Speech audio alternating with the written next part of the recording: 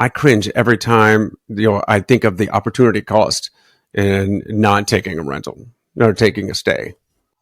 Yeah. Yeah. So I would say that is similar to for me too, right? So at first I said, hey, I'm going to rent this out as much as possible. I just bought it, and it was a big investment, and I wanted to be able to recoup some of that investment. That was part of the plan.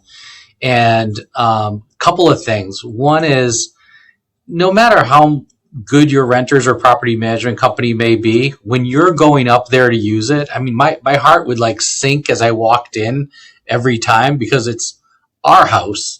Like, and then stuff's broken, things are missing.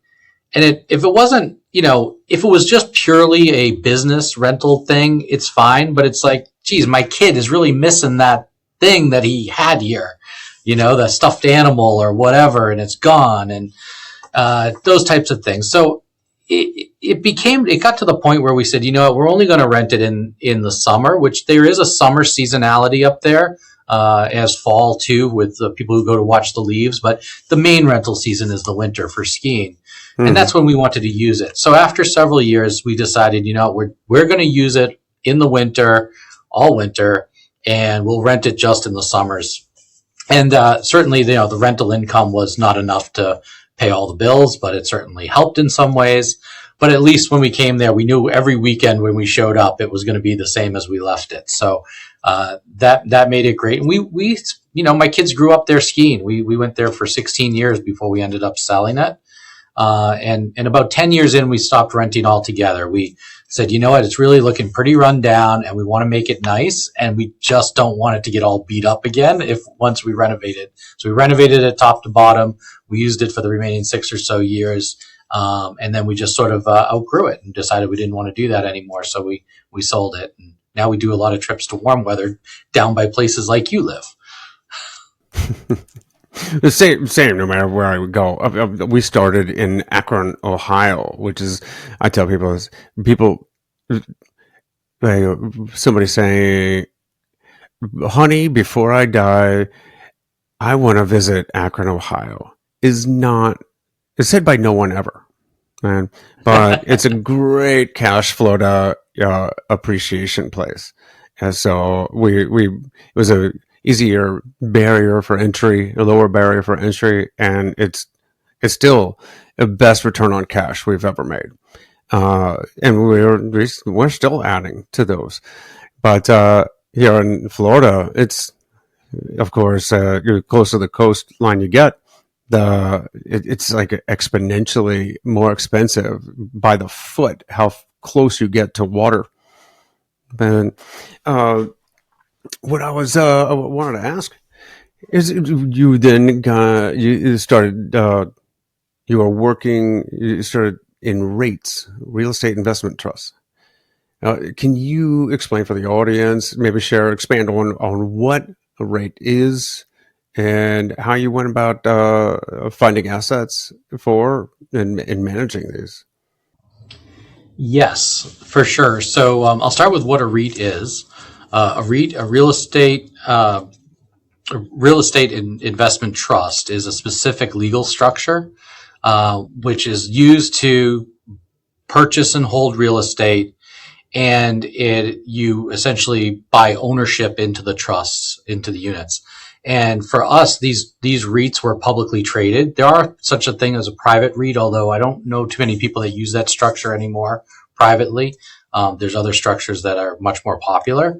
However, publicly traded REITs are very common, and so that means they're traded on the stock market, and you trade them like a stock, like Amazon stock, or even more like a mutual fund, because it's sort of a collection of assets.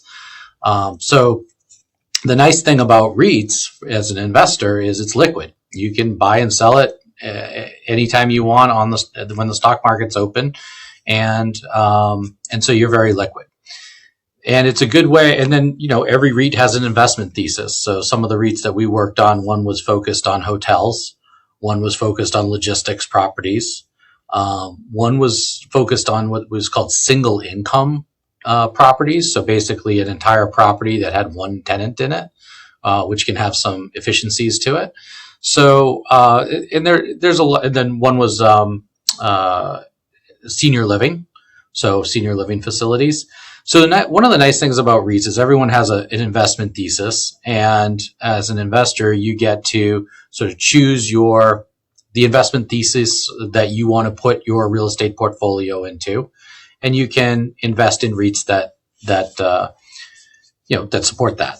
So that's how kind of REITs work. I would say kind of downside of REITs as an investor is that they too tend to have a couple of things. One is a fair amount of overhead on them, so expenses that are taken out before your returns.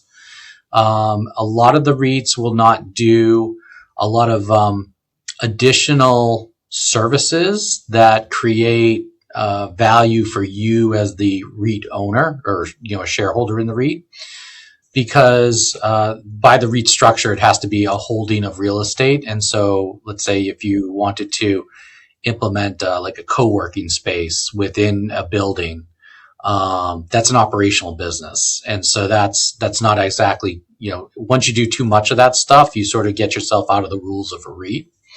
And so you don't get as much maybe creativity in terms of how to drive value on properties sometimes. Mm-hmm.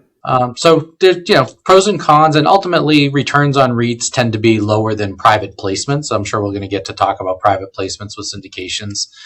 Returns on REITs tend to be lower, but you do have that liquidity.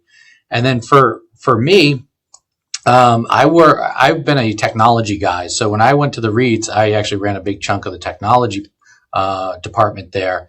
So I wasn't picking and choosing properties myself, but I certainly learned about how we do all that.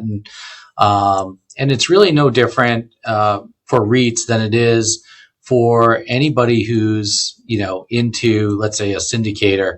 You're looking for properties that meet a certain criteria, right? So whatever your properties are, and if you're focused in the Panhandle of Florida, you're looking for a certain number of units. If it's a multifamily apartment building, you're looking for certain cash flows. All of your criteria. The REITs have the exact same thing. But the difference is in the publicly traded REITs, at least the ones that I was in, we were often looking for what we called Class A assets or just commercial grade assets. So they tended to be larger. They were stabilized. A lot of people would consider them lower risk because they had, a fair track record in terms of stability in the buildings with occupancy and so forth. But I actually look at that as a little bit of, in some ways, it's a little more risky, even though traditionally it's looked at as less risky. But in any case, they have criteria. They get them through brokers. A lot of syndicators make a living of finding a poorly performing building and making it perform better through either renovations or just better management. And then selling it to a REIT. A REIT tends to often be the final destination for a building. When all the value's been added and the thing's really solid, that's when, the people who are going to pay the most for them typically are REITs. Do they, these REITs, like the trust managers, do they let these things go from time to time? Can you buy them from REITs? Sure. I mean, they do. At least the REITs I worked for are more in the business of buy and hold and expand. And if you think about, the people that are involved in the company that runs the REIT, those people want to, grow their company's profits. Their companies make profit based on the dollars that they have under management, the assets under management, the AUM. So to sell a building frees up a bunch of cash. They want to go put that to work in another building. And some of that happens, and some REITs probably do more of it than others. But the REITs I was part of, largely it was about acquiring portfolios of assets and getting more investor money in to continue to grow the size of the REITs.